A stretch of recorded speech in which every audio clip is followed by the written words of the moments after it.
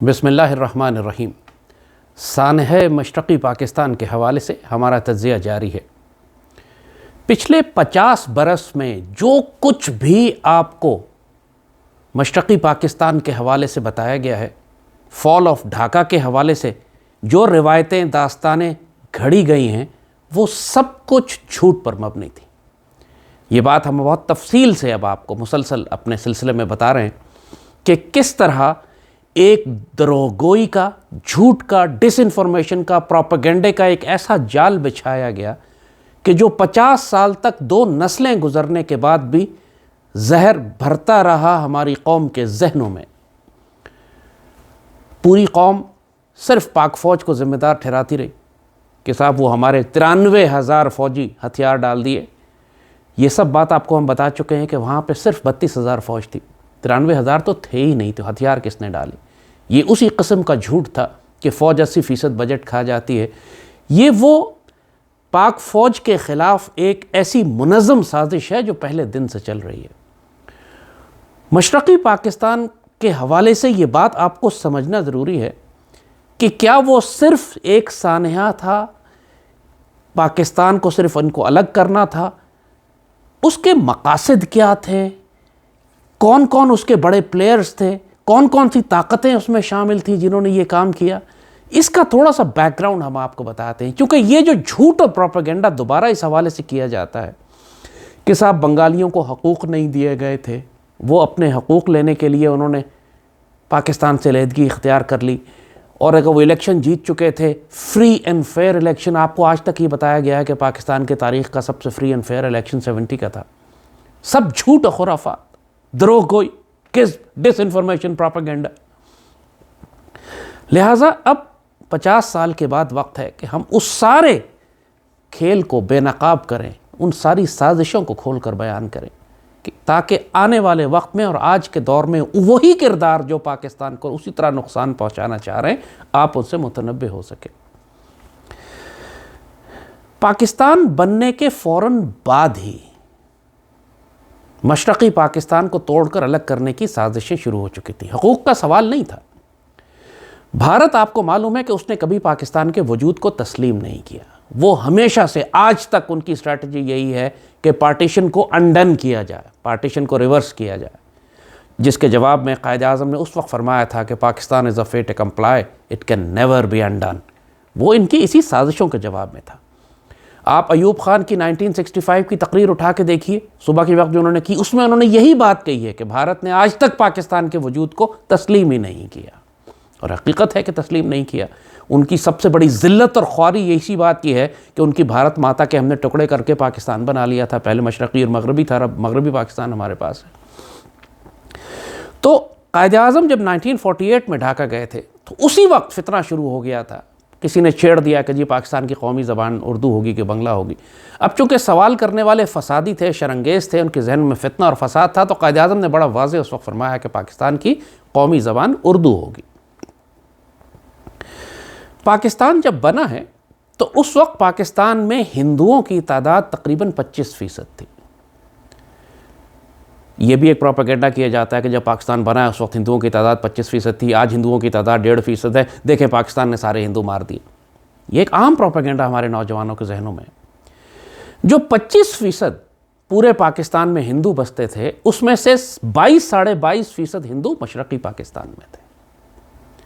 اس لیے جب مشرقی پاکستان الگ ہو گیا پاکستان سے، تو مغربی پاکستان میں پھر 1.5% ہندو ہی بچے۔ پاکستان نے مار نہیں دیے، وہ ہندو مشرقی پاکستان میں چلے گئے، اور وہ اتنے ڈومیننٹ ہندو تھے، فائنینشلی اسٹرانگ تھے، بڑی بڑی عہدوں کے اوپر وہ موجود تھے، ان کو پورا حق تھا ریاست کے اندر اپنا کام کرنے کا، بڑے عہدوں پہ تھے وہ، حتیٰ کہ اسکول ٹیچرز اور یونیورسٹیز اور کالج کے ایڈمنسٹریشن، بچوں کی ذہن سازی کا سارا سلسلہ ان کے پاس تھا۔ 1950 میں ہی یہ مارکسسٹ سوشلسٹ ٹائپ ایک لڑکا تھا مجیب الرحمان کے نام سے، 1950 میں ہی اس نے حسین شہید سہروردی سے سوال کر دیا تھا کہ اگر ہم الگ ہونا چاہیں تو ہمیں اس کے لیے کیا کرنا پڑے گا۔ یہ 1950 کی بات کر رہے ہیں، نوجوان اسٹوڈنٹ لیڈر تھا اور طبیعتاً سوشلسٹ تھا، مارکسسٹ تھا، یہ پرو ماسکو تھا، رشیا کی طرف زیادہ اس کا انکلائن تھا۔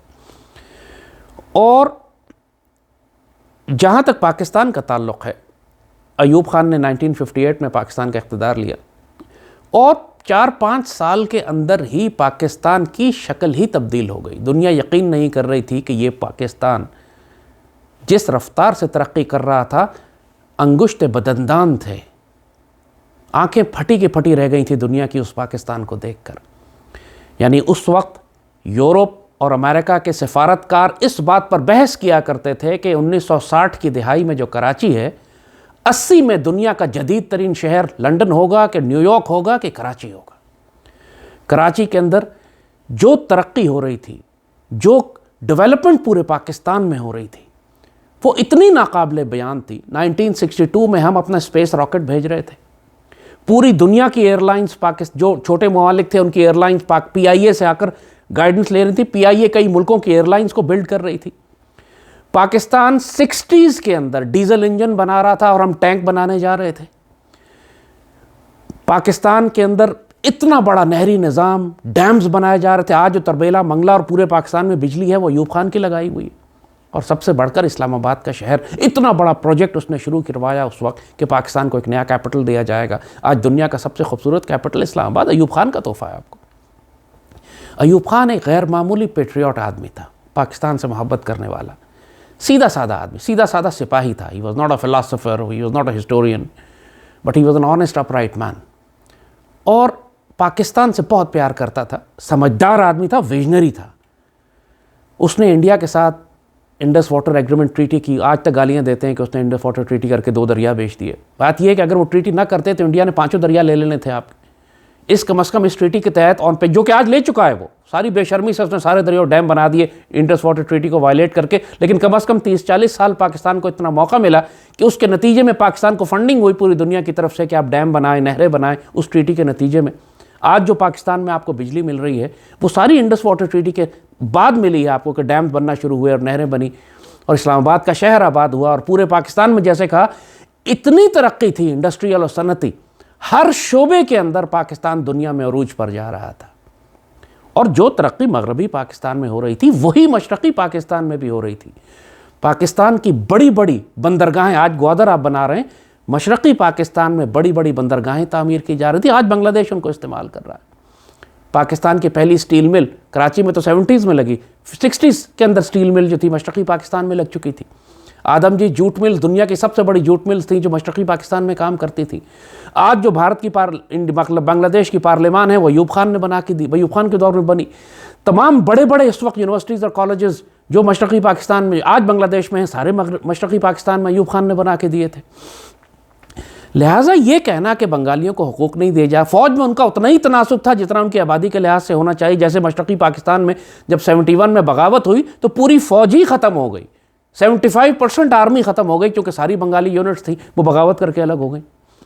تو یہ کہنا کہ ان کو حصہ نہیں دیا گیا تھا اتنا ہی بڑا جھوٹ ہے جس طرح آج کو یہ کہے کہ سندھ کو حقوق نہیں دیے جا رہے، مگر حالانکہ حکومت وہاں سندھی زرداری کر رہا ہے اور اس کی ناپاک اور پلیت نسل کر رہی ہے بھٹو کی پچھلے 50 سال سے.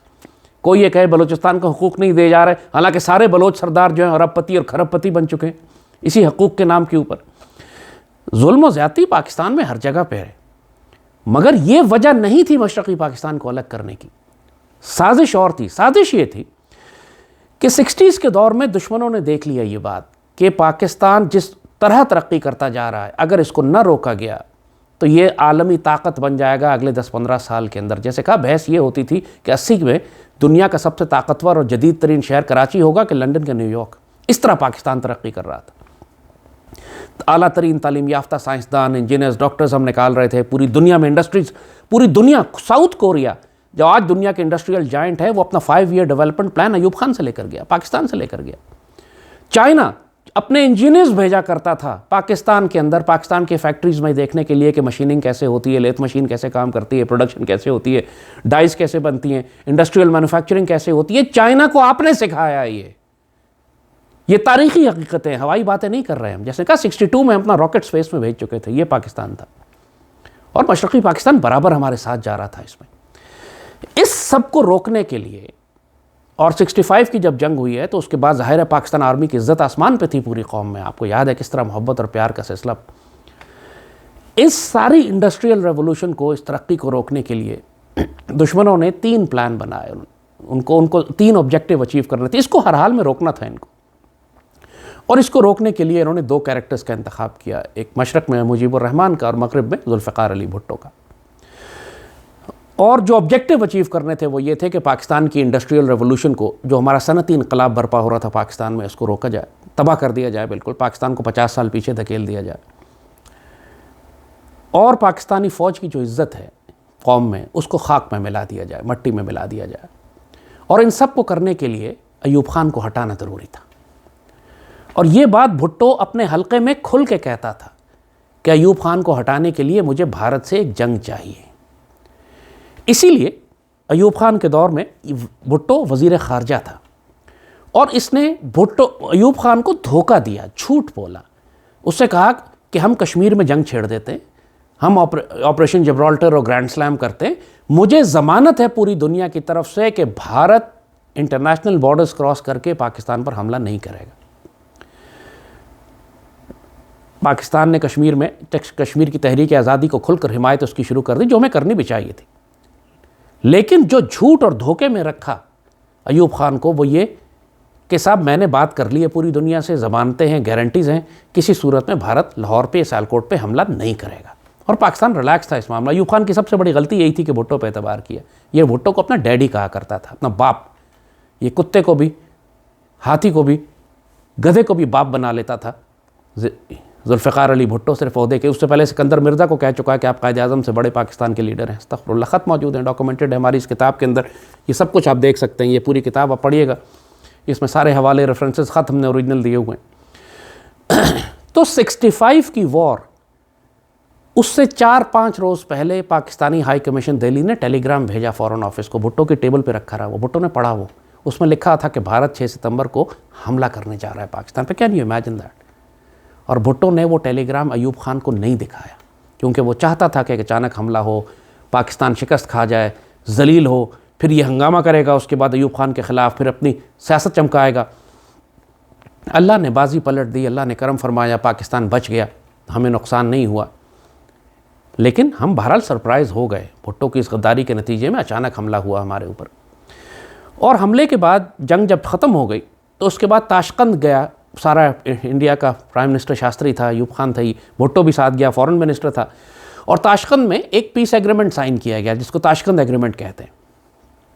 اور اس واپس آنے کے بعد بھٹو نے طوفان کھڑا کر دیا کہ ایوب خان نے پاکستان بیچ دیا، ایوب خان نے قوم کو بیچ دیا، ایوب خان نے فوج کو بیچ دیا، اور قوم جیسی کہ ہماری جاہل ہے وہ ان باتوں میں آنا شروع ہو گئی۔ اور ایوب بھٹو نے اس وقت ریزائن کر کے اپنی پاکستان پیپلز پارٹی بنائی۔ اس سے چند سال پہلے 1962 میں بھارت جو تھا شیخ مجیب الرحمان کے ساتھ مل کر اگرتلہ سازش پر کام شروع کر چکا تھا۔ 1962 میں اگرتلہ سازش پہ کام شروع ہوا تھا، الیکشن 1970 میں ہوئے ہیں۔ اگرتلہ سازش یہ تھی کہ بھارت مکمل طور پر فنڈنگ کرے گا شیخ مجیب کی، یہ کئی سال لے گا اپنی دہشت گرد تنظیم بنانے میں، مکتی باہنی جو آگے جا کے بنی، اور پھر ایک مسلح بغاوت کے ذریعے یہ پاکستان سے علیحدگی کریں گے۔ 65 میں یہ تیار نہیں تھے، لہذا 65 کی وار کے بعد بھٹو کو لانچ کر دیا گیا، اور بھٹو نے وہ طوفان مچایا، ساری سیاسی جماعتیں اکٹھی ہو گئیں کہ مجیب الرحمان کو بری کیا جائے، اس کو معاف کیا جائے، چونکہ اگرتلہ سازش کا کیس چل رہا تھا، اس پہ یہ گرفتار ہو گیا تھا، ساری ایویڈنس مل گئی تھی کہ یہ بھارت سے مل کر مشرقی پاکستان توڑنا چاہتا ہے 1966-67 میں، الیکشن سے 3 سال پہلے۔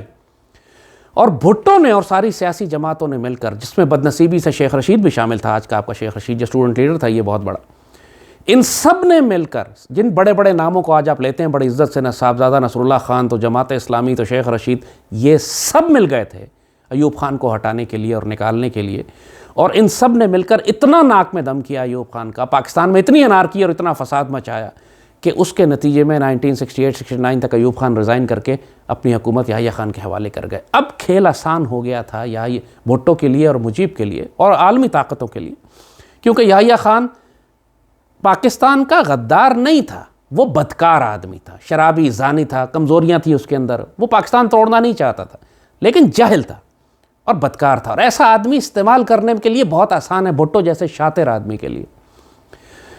تو بھٹو نے مینوور کیا کہ جی آپ الیکشن کروائیں پاکستان میں، وہ یحییٰ خان مجبور تھا، اس نے الیکشن کروائے۔